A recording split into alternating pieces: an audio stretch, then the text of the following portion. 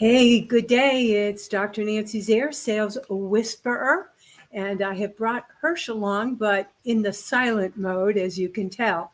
Uh, we have recorded actually something having to do with International Women's Day, which is on March 8th. And of course, this is the month that's designated as Women's History Month. So it's a good time for us to stop and pause and reflect on the contributions that women have made to marketing and sales. And what I find fascinating is that marketing has now become very dominant of female activity. 2 out of every 3 marketing folks is female. But just the opposite statistics are true about sales. Now, marketing and sales to me are a continuum. Marketing's goal is to create visibility, credibility, and encourage people who might have an interest in your product or service to identify themselves. So it's creating that format where they can say, yes, me, I'm interested in this. And when they enter what's called the sales funnel or pipeline, it's at that point that both the marketing and the sales function actually blur, because selling and marketing is nurturing that relationship and bringing it to the point where a sale is made. Now, marketing doesn't do the selling per se. The sale takes place through selling. However, like I say, it's a continuum. And in that pipeline, in that sales funnel, both activities are taking place simultaneously. So it's very interesting that women now, more than ever, are bringing people into the funnel, but men are closing them. Fascinating, isn't it? So again, we have a recording. Hersh is on a destination trip to Mexico. Wish I were joining him. However, in place of our being live, I'm going to play this recording.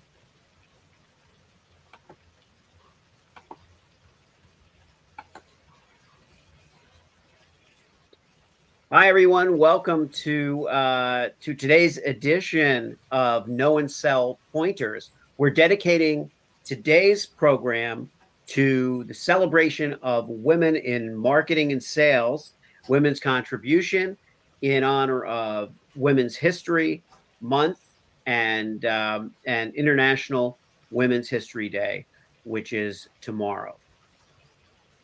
And I appreciate that we're dedicating this session specifically to women's contributions, because I'd like to right now give a little dedication to my colleague, Mary Peckus. Now, Mary is 86 years young. Unfortunately, Mary right now is in a nursing facility and undergoing some challenges, both with her ability to remember words as well as to get around. So she's bamboozled on both accounts. But this is a woman who back in, I guess, let's see, she's 86. So her career took place in the mid 50s, perhaps onward. She did mainly in telemarketing, and her telemarketing is a tough business. Would you agree? Yes. Oh, wow. I have done it. It is a thankless and difficult job. And many people in sales, they tell you that the phone weighs 100 pounds. It's very hard to pick up that phone and make cold calls and so forth. So she dedicated her life to this task to make it easier. And she did a lot of research, published several books on principles of telemarketing. And basically, the reason I'm sharing about her is because her initial training was done by men, right? Back in the 50s, the 60s, the 70s, because women really have been slower maybe to enter this field. Men dominated the field of sales. Now it's interesting to see that there's more of equity, but in marketing, we see that women are even in more surplus. Am I right? Yeah. Yeah, very much so. And so the information, the training she got was high pressured selling. And it absolutely did not align with her values. And I'm emphasizing that because it's really important if you are thinking to yourself, the only way to market and sell my service is to, hard pound it into people and to use various gimmicks to create that sense of I've got to do it now. Um, I appreciate where you're coming from. It looks like that's the norm for how to market and sell. But believe me, the terrain is shifting, and relationship or consultative selling or some of these other terms are coming more in vogue. Mary actually coined the phrase and trademarked it, conversational soft sell. It was all about starting a conversation and to do it in a soft selling fashion. And what do we mean by soft selling, or what did she mean by soft selling?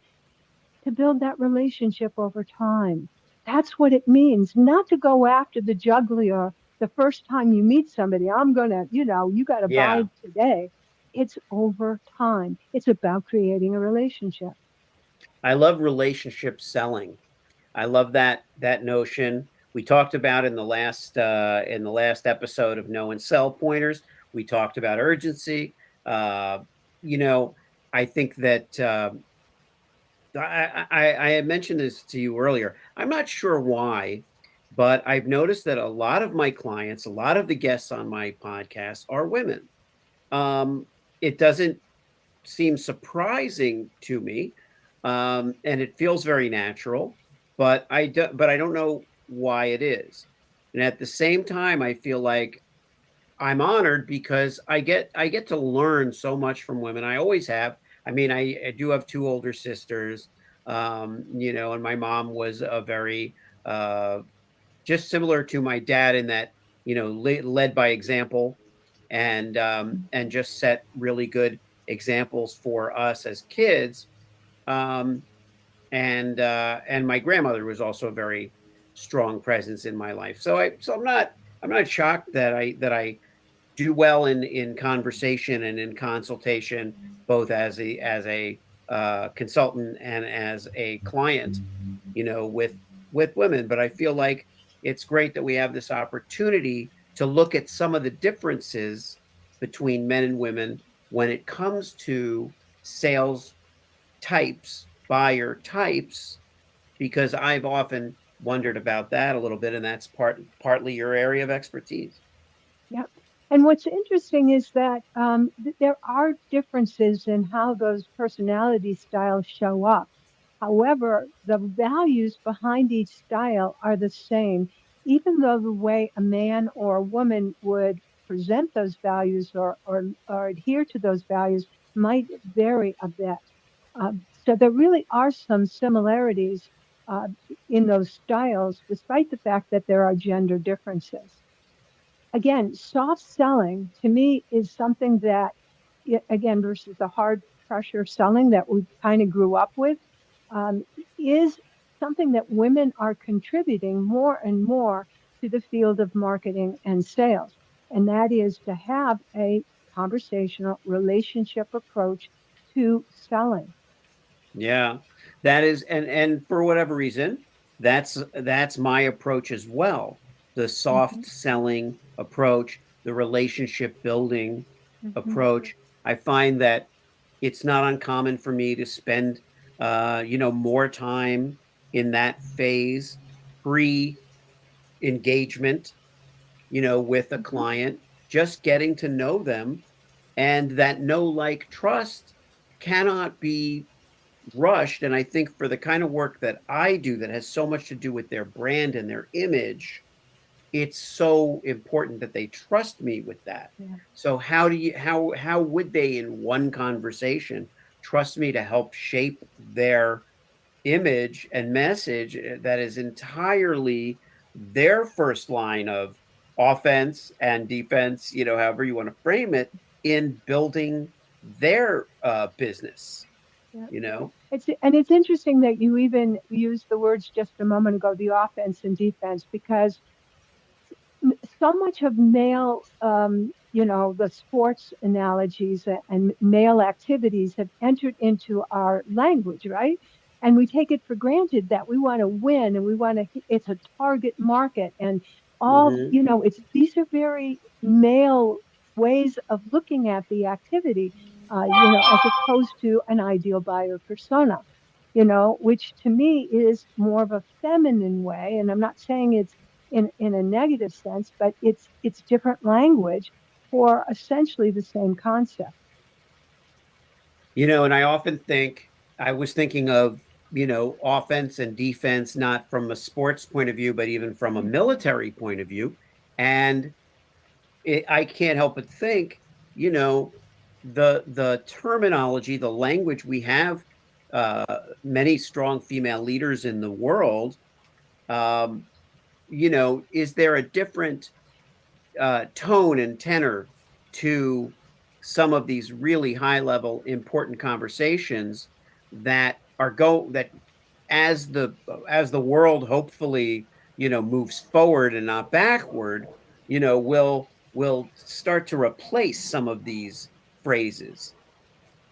Yeah, you brought to mind the fact that many women who are strong and assert themselves, it's not called assertiveness, it's called aggression. And they get labeled with a particular animal characteristic, and that isn't, in order for a woman to be seen as, somehow competent and capable, she also has to bring out that side of nurturing and caring for people. And what I find equally fascinating is that for many men who, are not into the macho, I'm gonna thump my chest and, slaughter the lamb. Uh, for them to be taken credible now, they need to bring out that feminine side. And I think that is, we can only get better when we allow our full personality style to be manifested and expressed. Yeah. And, I'm not sure that we're living up to our goal of giving pointers per se in this episode. What it does open up a window to is some of our larger plans, because I And think this is a topic that can easily be tackled in depth in a longer form event. And that's exactly what we're planning to do not so far down the line. yeah, so Hersh and I, as you know, we're collaborating because know and sell are part of your success as a business owner. And we will be offering a program probably in May that will allow you, in fact, we'll probably be asking you what kind of program, you would like, um, asking you and sharing with you again ways for you to be effective in identifying your audience, speaking to them directly, and of course being able to help them make buying decisions that result in win-wins for everybody. Yeah, and pairing these two things together is very organic and very important. Pairing knowing yourself before you brand yourself, and then knowing how to sell and to whom you're selling. We just feel that each of us, I think, appreciates the fact that the other has this expertise that kind of closes the circle. You know, if you have a really great message, but you don't really know exactly how to sell it and it close that deal, much less get to a place where you're closing 50% of your calls and you're working only with the people you want to work with, then you're only doing half the job. You've only got half of the problem solved.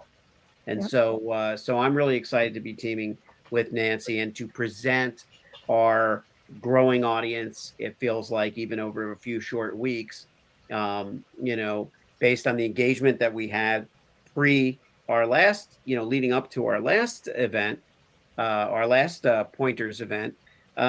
It just feels like we're going to, I'm confident, attract the kind of people that can really benefit from what we have to offer. Right.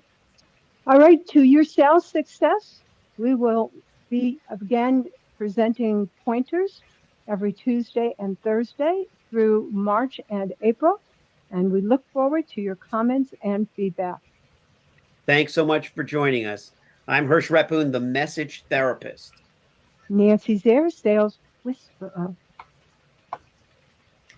Okay, so again, thank you so much for joining us.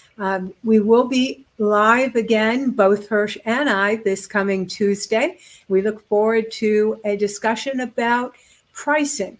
It's very controversial. Actually, I think we've chosen guarantees, so cancel that. We'll be doing pricing. We have done pricing. We're going to talk about guarantees. And often when you mention a price, people want to know, how much risk is involved. And hence they're looking for a guarantee. So we have some thoughts we want to share with you on that, some pointers. This is Nancy Zare, the Sales Whisperer, and we'll see you live next week.